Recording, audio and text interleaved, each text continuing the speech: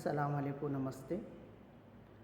దైవము అందరికీ సృష్టికి ఒక్కడై ఉన్నాడు.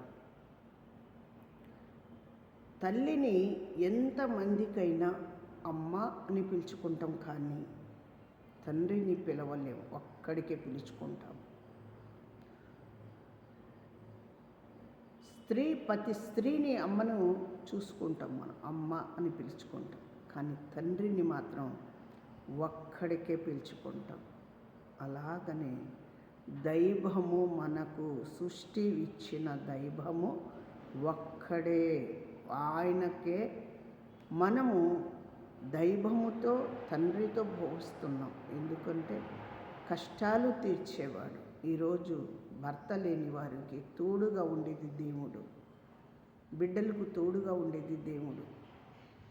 మరి ఈరోజు ఎంతమందిని కూడా జీవము పోసి భూమి మీద తీసుకొచ్చి, ఈరోజు మానవుడుగా తగ్గింపుతో చిన్న మనసు, ప్రేమ కలిగి పసిబిడ్డగా మీరు ఉండగలిగితే, మీకు కావలసినది సంతానము, కావలసినది సంపాదన, మీకు కావలసినది ఆరోగ్యము.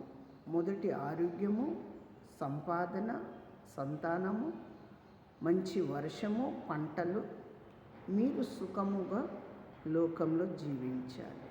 ఇంతకన్నా మీరు మించినది ఏదన్నా తీసుకెళ్ళేది ఏమీ లేదు. మీరేమన్నా తీసుకువెళ్తారా?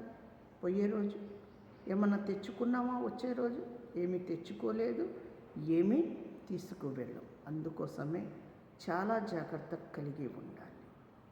ఎందుకు అంటే, నిన్న హైదరాబాద్ నుంచి నాకు వస్త్రాలు తెచ్చిన కుటుంబం చాలా మేలు. ఇలాంటి ఎంతమంది వస్త్రం పెడుతున్నారు, వాళ్ళందరికీ నిండుగా దేవుడు నింపాలని ప్రార్థన చేద్దాం.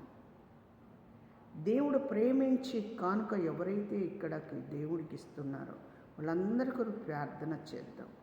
వాళ్ళకు మంచి ఆరోగ్యం ఇవ్వాలి, మంచి సంపాదన ఇవ్వాలి, వెళ్ళలేని సంపాదన, వాళ్ళ కుటుంబాలు మేలు, వాళ్ళకున్న సమస్యలు, అప్పులు, బాధలు, చిక్కులు, కష్టాలు, సాతాను శోధన వెంటాడకుండా దేవుడు ఆశీర్వదించాలని ప్రార్థిస్తాను.